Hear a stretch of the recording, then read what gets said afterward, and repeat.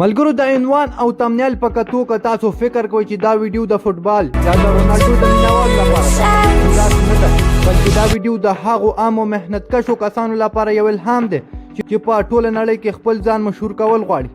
دا ویډیو ثبوت دی چې د خپل ځان مشهورولو لپاره کومه لنډه لار نشته، بلکې زیات تکلیف او محنت غواړي. نو ملګرو په دې ویډیو کې به تاسو واورئ چې د یو غریب سړي زوی څنګه د نړۍ یو غټ فوټبالر شو.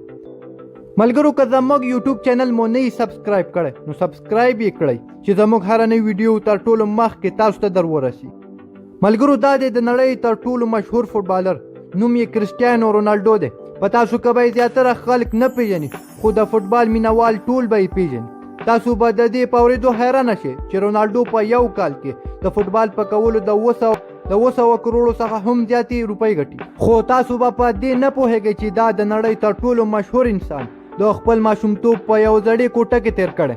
نن به تاسو ته د رونالډو د ژوند هغو برخو په اړه ووایم چې تاسو به پرې نه وای خبر. دی 5 فروری 1915 کې د پرتګال په انچل کې پیدا شوی. د ده پوره نوم کرسټیانو رونالډو ډوس سنټوس او د پلار نوم یې جوس ډینیس اویرو دی. رونالډو د پرتګال لوبډلې کپټان هم دی. اوس رونالډو دومره پیسې لري چې د کروڑونو په قیمت کورونو کې اوسیږي، د نړۍ قیمت ترینه گاډو کې سفر کوي. خو د رونالډو همیشه نه داسې ژوند نه و.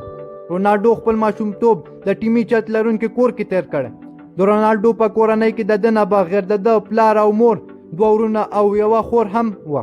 د ده پلار په پرتګال کې په یوه پارک کې د بوټو پرې کول او اوبو اچولو کار کوو. د ماشومتوب نه رونالډو فوټبال کوو او د فوټبال سره ډېره مینه درلوده. ورسره د ده د قابلیت په کتو په 8 کلنۍ کې په انډورینا کلب کې واخیست. رونالډو به د مکتب نه زیات په فوټبال کلب کې ښکارېدو. بیا په ډېر کم وخت کې په 10 کلنۍ کې پرتګال تر ټولو لوی فوټبال کلب کې ځان واچو. دلته بیا رونالډو تر 2 کالو لپاره لوبې وکړې. رونالډو وایي چې دی به خپل ملګري البرټ څخه همیشه شکرګزار وي. کیسه یو څه داسې وه چې رونالډو او البرټ به د یوه کلب لپاره لوبې کولې. کله چې د لیسبون کلب رسمي کسان د دوی د چک کولو لپاره راغلل، نو هغوی وویل چې چا هم زیات ګولونه وکړل هغوی انتخابیږي او خپل اکاډمۍ ته به بوزو. د رونالډو لوبډلې 3-0 سره لوبه وګټله چې پکې لومړی ګول رونالډو او دوهم ګول د هغه ملګري البرټ وهلو او دریم ګول چې ټول خلک ځان ته متوجه کړل. د دریم ګول په وخت کې البرټ بال د ګول کیپر ترڅنګ وهلی و چې لیګ پاتې و ګول کولو لپاره. صرف بال ته دیکا ورکول پکارو، خو هغه ګول ونه کړ او رونالډو ته بال پاس کړ. نو رونالډو ګول وکړ او اکاډمۍ ته هم لاړ. نو بیا یې د خپل ملګري څخه پوښتنه وکړه چې تا داسې ولې وکړل. نو ملګري وویل چې ته یو بهترین او ښه لوبغاړی.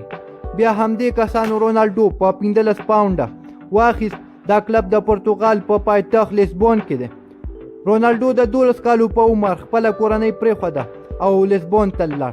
کله چې رونالډو د 15 کالو شو نو د ده کورنۍ ته معلومه شوه چې د رونالډو په زړه کې څه خرابي ده. رونالډو ډاکټر ته یوړل شو. نو معلومه شوه چې رونالډو د زړه ناروغۍ لري. نو بیا ډاکټر د زیاتو منډو او فوټبال کولو څخه منع کړ. ډاکټر ویل یا خو به د ده د زړه عملیات کیږي او یا به فوټبال پرېږدي. نو بیا رونالډو د فوټبال پرېښودلو پرېکړه ونه منله او د عملیاتو پرېکړه یې وکړه او په دې عملیاتو کې ډېر خطر هم و. د عملیاتو وروسته رونالډو بیا د فوټبال کولو لپاره تیار شو. د دې نه وروسته د ده په ژوند کې یو غټ درد راغی چې د ده پلار د شرابو عمل کولو له امله مړ شو.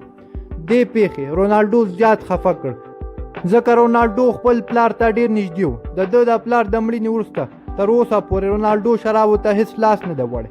د ده پلار یوازینی کس و چې کور به یې چلوه. د ده د کور حالت ډېر خراب شوی و. بیا د ده مور د نورو خلکو کورونو ته تله، هغوی ته به یې خواړه پخول او خپله ګزاره به یې کوله.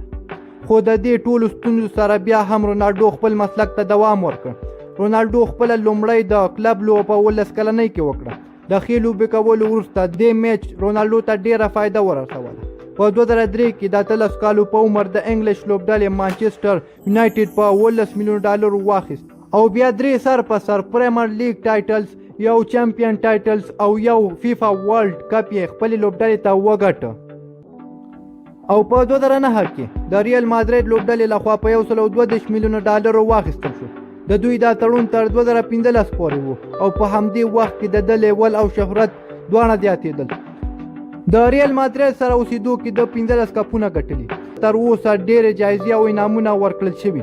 په 2015 کې دته د پرتګال کلب ټول وخت لپاره د ښه لوبغاړي جایزه ورکړه او رونالډو یوازینی لوبغاړی چې 15 چیمپیونز ټایټلز یې ګټلي، 2 د مانچسټر لپاره او 3 د ریال مادرید لپاره.